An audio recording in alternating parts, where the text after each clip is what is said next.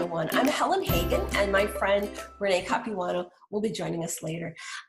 So this is it. This is part 3 of our reading comprehension series. And in this one, we're really going for that last level, that superior reading comprehension.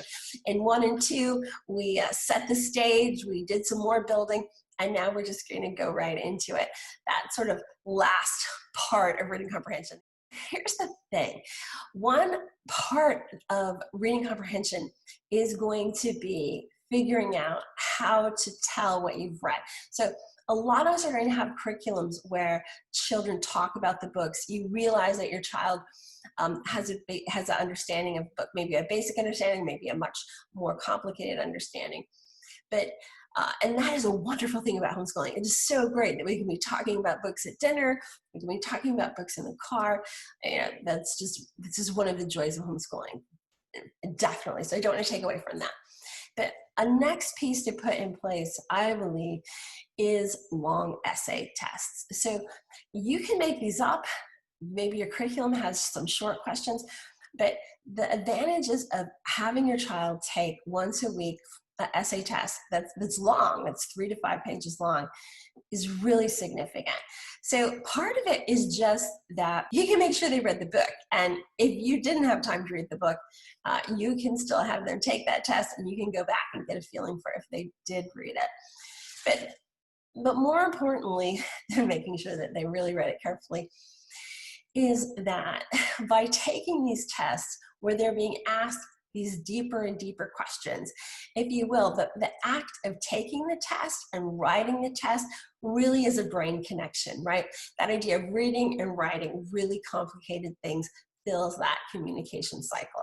It's a really important part of learning to talk about what you read, but it's another thing to learn about writing what you read, right? I mean, we live in this age where lots of things are on the computer, but they're still written. So taking the time to do this might seem, how can I do this? But it might be something that you trade with a friend where you're going to do part of it and they're going to do part of it. But these tests, and I've had my children take 3 to 5 page tests, starting around 6th, 7th grade. And I just really think this is a key thing. And of course, again, people are going to say all the time, well, how did this happen? How did all these kids, reach what they did? But this is the thing Renee and I have seen over and over again. This is really important. And what seems to happen over and over again is that kids themselves realize that taking these longer essay tests for a period of years kind of help them get in their brain this idea of what active reading is. So even if it hasn't happened yet, having these questions that they know are coming, they're going to start asking themselves those active reading questions that we talked about earlier. They're going to start asking themselves as they're reading the deeper questions, the what's going on here? How are these things connected? What's the pattern? What different plot lines are happening here? What does the author want me to think?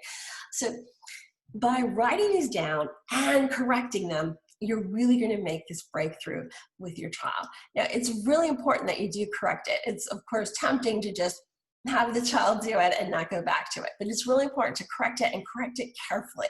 So if you can just find the time, I know it's hard, but find the time, or if you don't have time, maybe you have a relative that wants to make time, to go back through those questions and check what it is that could be added, or what's not quite right, or what could be sort of a better connection to other things that are going around.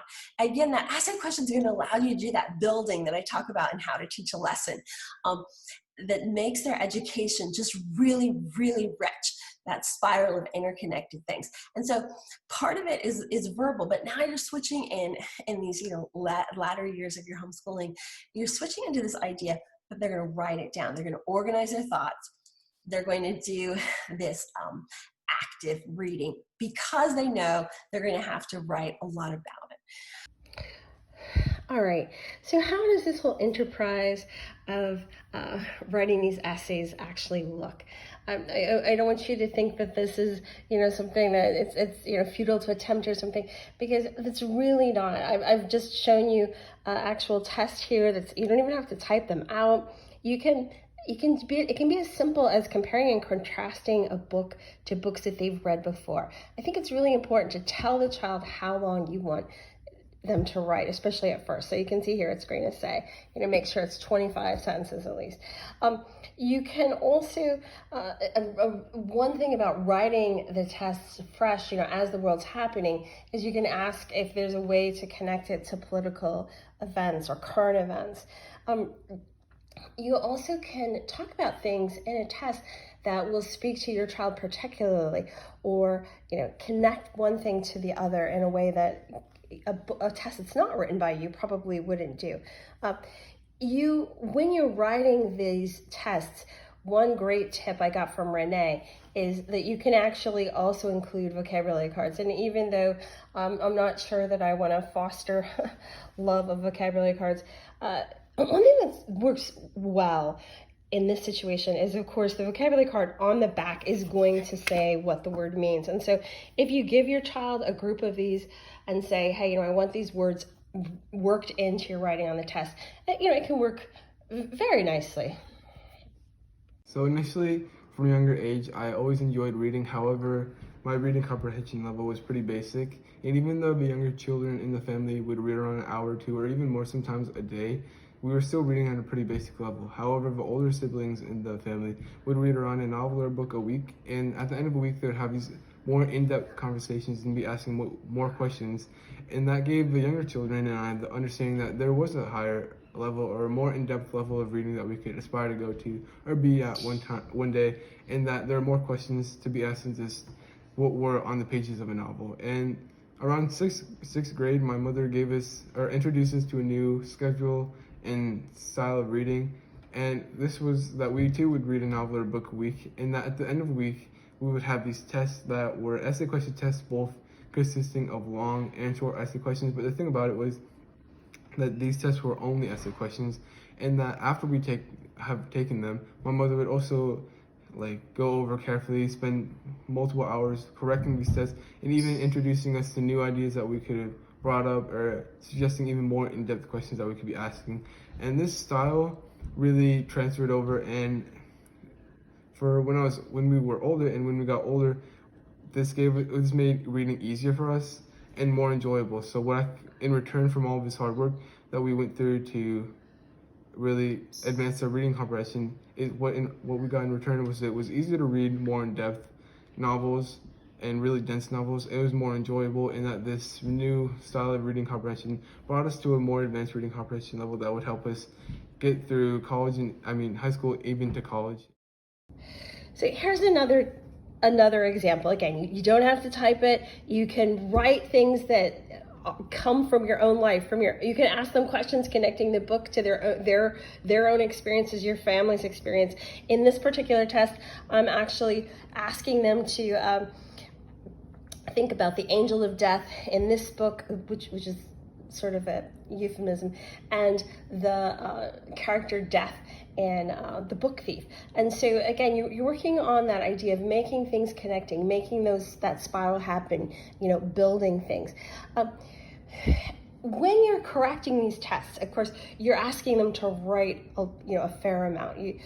Sometimes you're going to ask them to even do 30 sentences or more. You want them to answer you flamboyantly. You want them to write copious amounts. And so when you are correcting, when you're giving them a critique of what they've written, you may have to talk to them about this. You may have to point out to them when they're talking about something that's inconsequential and when they're talking about something that is cryptic. It may not just happen. It may be a process of, as you're correcting, you helping them to understand, this was kind of an inconsequential point. This is the epitome of what I want you to write. But that process of you correcting, you talking to them about the correcting, you asking them questions about what they've done, what they've said, this is how it all pulls together and you get that comprehension. Another piece of this idea of writing and careful correcting it, and I really want to emphasize that careful correcting is really a key thing. Of course, there's going to be people who just, maybe you just don't have time for a week or something, and they're going to say to a child, well, why don't you, correct your own or read your own? But it's really a much different thing if you have an adult that's going to go through it and correct it carefully and notice what's wrong, especially if you can notice the patterns, like what particular pattern happens. What kind of situation is it that your child is always missing? Is compare and contrast really hard for your child? Does your child just not understand if there's a certain, if there's one theme, a main theme, can your child not kind of pick out what other things are happening? Like, are they just doing it in a sort of linear thing? There's so many rich experiences that are going to happen through these essay tests. All right, so as another piece of that, another way that you can make this happen, particularly if you aren't as comfortable with, if you feel like, hey, I'm giving them these long essay tests, but I'm not super sure about correcting it. You may have a curriculum that helps you with that. But a really, really useful thing is to just do it once a week or twice a week. Spend a little time using SAT books. And so, SAT is really great because your child's going to have to take the SAT anyway, so they might as well get used to, that whole thing that's being expected there. But you can see a picture here that, here's the questions. You read a passage. The passage isn't very long, so particularly if you're short on time, this might really be a way that can help you. But the really nice thing is that the answers for the questions are pretty much in depth. So you can then go through it and say, okay, well, this is through process of elimination. This is why D wasn't correct. This is why B isn't as good. So then through A and C, can you see why this one is better than the other one? So really, these, getting a number of these SAT prep books. I really like McGraw-Hill. I like Princeton Review. The thing that you want for this particular thing is not necessarily thinking about, okay, how high is this going to make my child's SAT score go? But you're thinking about how much information is there in the part where I'm going to go back and be doing the correcting. Is this going to make it clear to me that then I'm going to be able to take it into my child and explain it to my child? So those are two really big things, the written essays that you're going to go through, and this idea that you can add to the process of really expanding on comprehension by doing these SAT prep books. And again, it's really important that you are correcting them with care, and you're going through your child and you're talking through to them like, this is why this answer is better than this answer. What do you think? And have lots of question and answers back and forth. So this process with reading comprehension of okay, this is not quite as good as this in this case, and we're going to talk about why. Now, here's the thing. As our children, as homeschoolers, we know our children are brilliant. They're all brilliant, and they all have really creative, bright ideas. I mean, this is one of the things about homeschooling that we all love, is that our children are such, they really have learned to think deeply, think widely, and to think, out of the box. But for the SAT and for certain kinds of reading comprehension, sometimes it's really is necessary to get into, okay, but in this case, what answer is correct, A, B, C, or D? So on the one hand, you've got the essay questions where it's explore the world, you can go big, you can explain the thing, but you've got the SAT question preps where it's saying, okay, but really one of these answers is better than the other. Both of those are really important skills for that reading comprehension that you want to happen. All right, so one of the last things I have to talk about is vocabulary. And I know that sometimes vocabulary doesn't seem like the most exciting piece, but unless your child has really specific vocabulary instruction, it's going to be a lot harder to read well. And this is something that a lot of people don't want to get going until much later. I know it's tempting for people to not get going on vocabulary until late high school, because suddenly there's that pressure for college and the SAT. There's a lot of ways you could do this. I know that there's probably people who you've found your perfect thing, but I just want to say one curriculum or one series, I guess, that I just love is Wordly Wise. And you can get Wordly Wise through Sunlight. It's part of their curriculum. You can get it at Amazon, Christian book distributors. It's everywhere. But Wordly Wise is great because it's systematic academic vocabulary. Like it starts in first grade. So your child can actually do this program first through 12th grade. And the great thing then is, of course, you're not having that overlap. It's building and building towards SAT. It's really well researched. And it's just amazing how many times my children would find these words in their books. So actually, the workbooks even start with preschoolers for sort of phonics. But it builds incrementally, and it includes all of those pieces of reading comprehension in the workbook. So there's writing section, there's reading it in context, there's learning the actual word. It now has like a sort of like Quizlet computer link too, if you're a person who wants that to happen. But there's also paper tests. And one thing I really liked about it is many levels have like a CD component where you're driving the car and you can hear how the words sound and kind of review them in that way too. I just found that Wordly Wise made it so that when my kids didn't have to like kill themselves at the end. The other thing about Wordly Wise or something like that, it's a lot better than just learning lists because kids don't remember them. There's lots of programs where there's like a list of words and it's just really long. But by, spending, the whole of their homeschooling doing 20 words a week or 15 words a week and working with those words, they're really going to remember them. And if you find yourself thinking like, oh, it's already 5th or 6th grade, we didn't do this. Wordly Wise is something that you could just go back and start a couple years ahead. Go back a few years and build if you wanted to. I've certainly known people that did that and were really happy that they did it. So flashcards for vocabulary are ubiquitous. You see them in probably every homeschooler's house that you're going to go to. And so just in case you don't want to join me on the Wordly Wise bandwagon, I did just want to briefly show some flashcard sets that I've used for either classes or to some extent my children. I used to be a lot more enthusiastic about flashcards, but I just found them to have pretty nebulous results. I think part of the thing is that you get through a lot of words, and so that's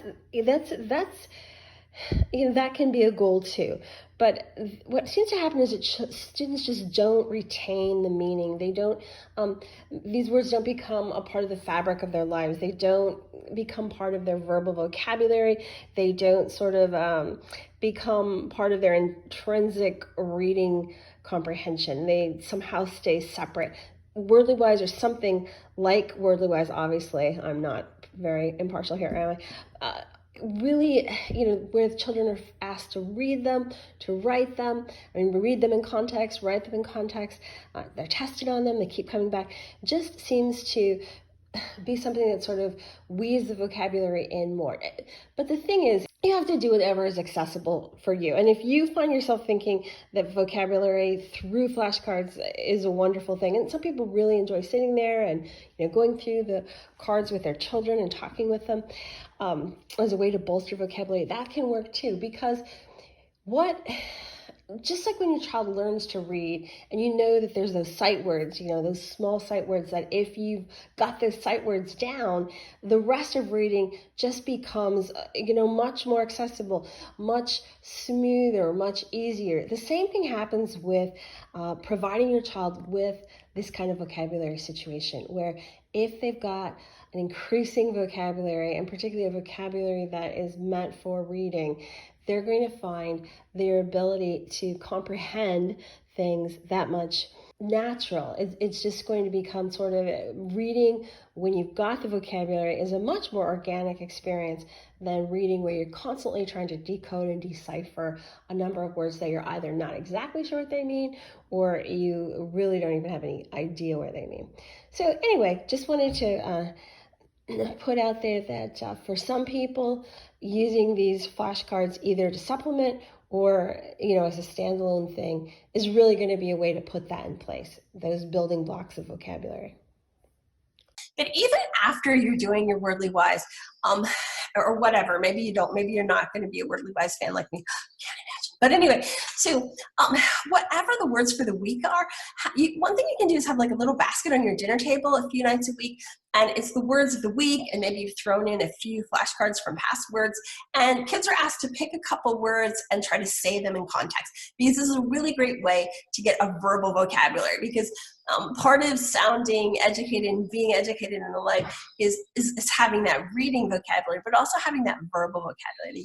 You're comfortable enough with these words that you can just say them.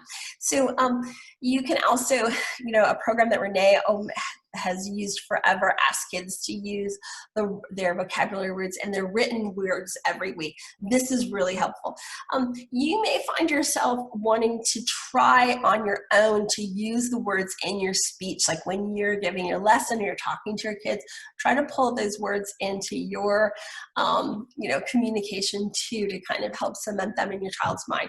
It can be really fun to have like a little prize that at the end of the week, the children see in their reading how many vocabulary words they marked and can show you at the end and get a little prize. You can do a lot with it, but it's really tempting probably to not do vocabulary. And there's going to be kids who kind of whine about vocabulary. There's going to be kids who are kind of like, oh, I have to do it. But just making your kids do it is something that you're going to be really glad about later. And again, it's just really much easier to read if you have had that vocabulary work, so you know what those words mean.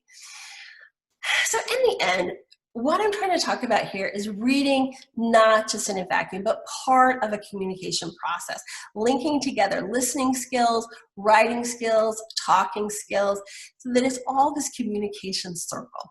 Kids who love reading are kids who understand it as a part of the communication process, almost always. And so building that communication skills is all of these pieces. Having children have these experiences of listening, whether it's to reading out loud, or in the car, or on a book on tape, or people talking, but listening as a part of reading, and actively reading actively in the way you're asking questions. So keep working on all of these skills. And one thing you might want to have your child do is write one book sometime in high school. There's a couple of curriculums like write a novel, where they slowly are writing their own novel. Or it could be a series of small books where they're learning to think about, okay, and here's this part of the author. Bringing in many voices again here can really help. You may find yourself really strapped to figure out how you can have so much read aloud time. And of course, I've mentioned this in other tapes, but it worked really well for me to actually have other people listen to my children read, or send a book to a relative, and the relative has your child, listens to your child read aloud over the phone if that needs to be. But whatever it needs to do so that your child can continue to get this practice, other people may really be an important part of it.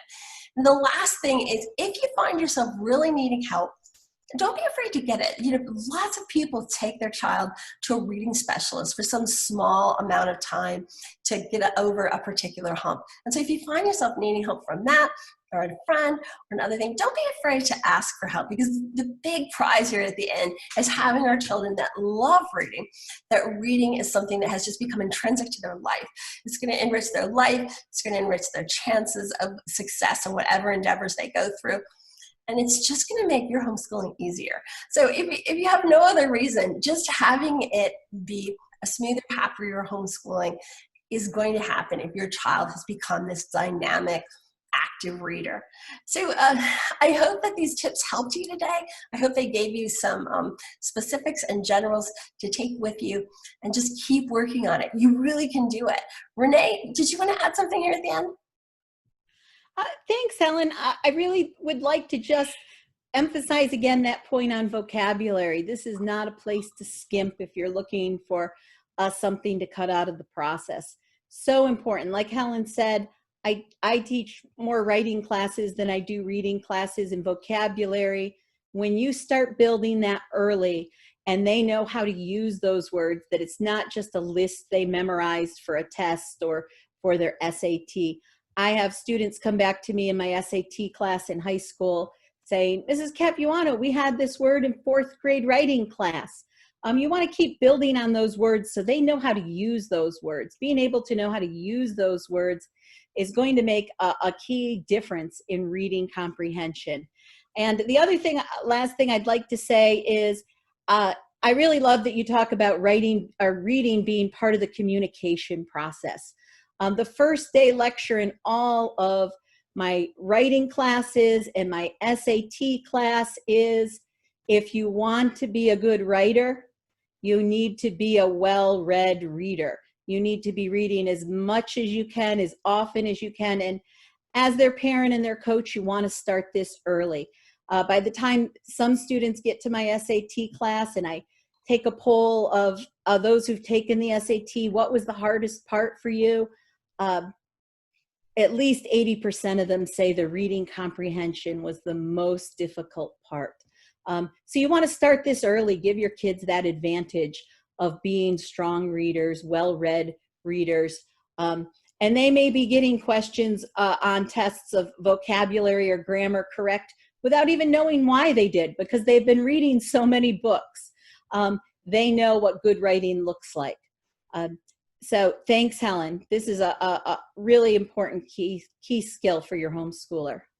Thank you, Renee. So for the last thing today, we're going to have, there's quite a few videos that go with this last piece, but we're going to do like some sort of, the very end thing is memory helps. So these are specifically tips for using when books get quite a bit harder.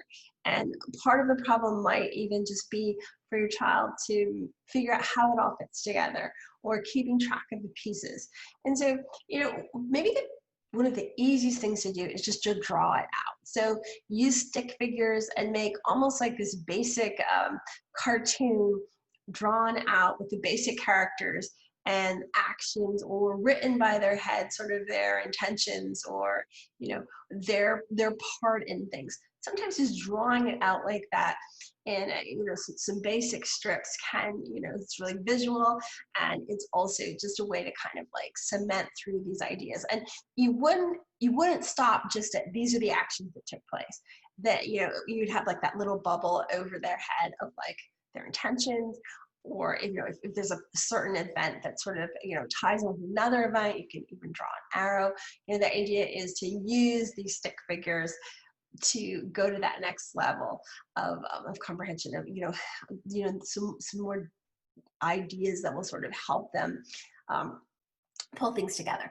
Another idea that we're going to go through that's explained so well by a former student of mine is this idea of chunking. And I think I'll just let her talk about it. It can be really daunting if you have a huge assignment and you think, how am I going to read all these pages and absorb all of that? But if you break it down into smaller chunks, it becomes much more manageable. So I like to break it down into maybe 4 different sections, and I'll read the first quarter, and then I'll take a little walk. I'll think about what I read. I'll think about all the different characters and themes, and really just try to process as best I can everything that I've read. And then once I feel like I've really absorbed it to the best of my ability, then I'll go back and I'll do the next section. And that's also a great opportunity to put the information into a medium where you feel like you will absorb it the best. So if you're more of a visual learner, maybe you could make like a Venn diagram or a graphic organizer or other visual representation of what you've learned. Or if you're more of an auditory learner, you could maybe record the section of it that you found most interesting or maybe most challenging and listen to it and absorb it that way. But I think breaking it down into these smaller chunks is really super helpful and helps you absorb more overall. The next thing after chunking that you might really want to think about incorporating is diagramming. And there's a lot of different diagrams. You could probably Google 10,000 diagrams.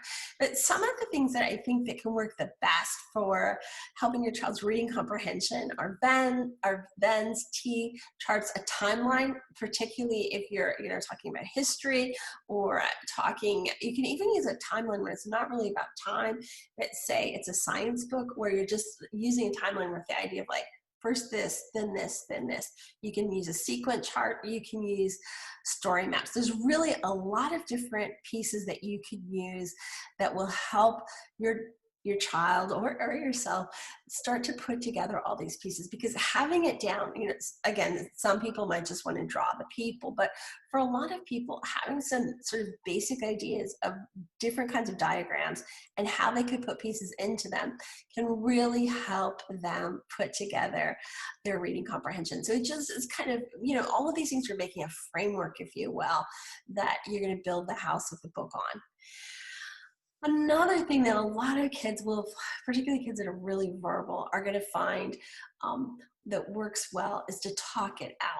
And even if you can talk your child through this idea that this is something that they can take with them to college and call you on the phone and talk to you about a book that they've read, or you're in the car, and even if you aren't in that particular class or reading that particular book with them, that you're willing to just listen to them explain what they think is going on, how they think the book is happening. Some people even can just do this to themselves, right? They're outside. But the idea of hearing yourself talk can really help pull ideas together for a lot of people. So sort of the next step from that, just talking it, just like, this is what I think is happening. I'm talking through the audio version of what is in my head from having read it visually, is debating the merits of the book. And so if you can find someone else who's read the book with your child, or you can do this with your child, is just the process of thinking and talking. And I think this, even if we just start out as simple as, I believe this to be a great book. And I like this character, and the other person is like, I don't like this character. Just the idea of debating it helps to pull together certain pieces. And if certain parts or certain, complicated ideas become clear, then it's easier to build on the next thing. So say you're talking about a really, a book that's kind of ambiguous, like The Life of Pi. Like you could argue, pretty reasonably what that book means at the end.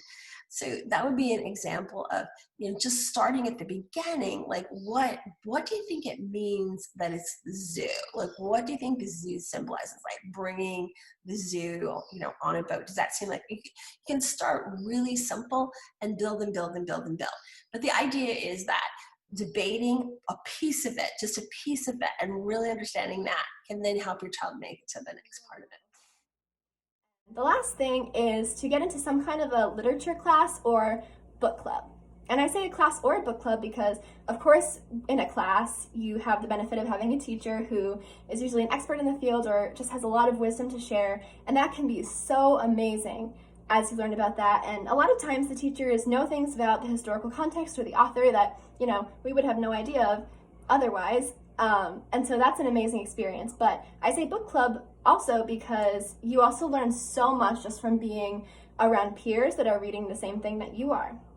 Like through high school, I took several literature classes, and there were lots of times when I read something and felt like, oh yeah, I understand this. And then I got to class and there were lots of things that my peers got out of the book that just totally I missed. And there were also things that I got out of the book that I got to share with others. And that's so cool because we all have different personalities and different experiences, and that causes us to get different things out of reading the same material. So if you have the opportunity to be in a book club or a class with your peers who are all reading the same thing, that is such an amazing experience. You will get so much more out of it by hearing other perspectives and the things that other people got out of the book and having the opportunity to share all the things that you got out of it. I could not recommend that more. But if you don't have the opportunity to be in a class or a book club, I think processing verbally is still so important. So grab a parent, grab a friend, grab a sibling, and just tell them about what you're reading. And I really think that just talking about it, just explaining it to someone else helps you process it and remember and comprehend all the more. The other last piece is just helping your child learn to give themselves time to process complicated ideas. It's sometimes, just things go so quickly, or and this kind of ties into chunking, but it's a little bit differently. Even if you're not chunking, or even if you are chunking, or whatever the situation may be, just making sure that you help your child realize that giving yourself time sometimes to think through a big idea is really useful, right? Like even if you don't completely understand something, going to bed and it's kind of still working in your brain can really help, or just giving yourself some time. And so a piece of reading comprehension that is really important as things get more complicated is not waiting until the end, right? Like to read complicated books in where you've got it done before it's due, so that you have additional time to be thinking and thinking about things. So that's a really hard thing sometimes to convince all of ourselves. But if you can really kind of work with your child, like if the book is due and we're going to talk about it on Friday, try to be done reading it Wednesday night so that you're continuing to think, you're continuing to process, you're continuing to get these big ideas about what is happening and what's the next level of things. Hi, today I wanted to talk about how my strong reading comprehension skills had a positive impact on my public speaking skills. Now, in middle school and especially in high school, my family put a huge emphasis on reading. And they put an added emphasis on reading a diversity of different types of works. And I took a bunch of different literature courses, including American literature, British literature, and world literature. I read newspaper articles, journals, and novels. Now, this had a positive impact on my public speaking skills because when it came to deciding what I was going to say in a presentation or what I was going to include in a debate, I had to do research. And what's really important when I was doing research was not just finding good sources, but being able to understand those sources and being able to interpret them correctly and then articulate them properly. In college, my course load became even heavier, and I was required to read a number of texts, and having strong reading skills was absolutely necessary in order to keep up with the course load and the other students in the class. And reading is something that is a critical part of all of my courses that I've been taking in college. A particular course that every student at my college was required to take focuses very heavily on reading, writing, and presenting skills. In order to succeed in all of those areas, reading was absolutely necessary. Whenever I was sitting down to write a presentation, I would often have to draw from quite a few texts and scholarly journals, readings that were dense and long and sometimes a bit confusing. And it could have been a very daunting task, but because I had been required to and encouraged to read so much in middle school and high school, I was able to navigate those texts with more confidence. And I was able to go in and present with confidence, and I was able to be comfortable in front of my peers and in front of the teacher. Thank you for watching this video. I hope that you'll find time to watch all 3 parts of it. It's really something that Renee and I just feel so passionately about, and I hope that this video has given you some ideas and encouragement about the journey of reading instruction all through your child's homeschooling years and beyond. Thank you so much again to Renee, who just adds so much to these videos. I want to thank my children for being part of this video, and I want to, my youngest children, and I want to thank all of Renee's children for being part of this video. And particularly, I really want to notice Rachel Roche, who came up with such great ideas on reading comprehension. In fact, chunking was not even in this video until she brought it out, and I just think it was such a valuable addition. So thank you. Rachel's a former student of mine and a former student of Renee as well. So thank you for watching. If you liked the video, I hope that you'll consider giving us a thumbs up and subscribing. And really, I hope that you'll continue to find time in your homeschool journey to keep working on reading instruction. The dividends are just so huge.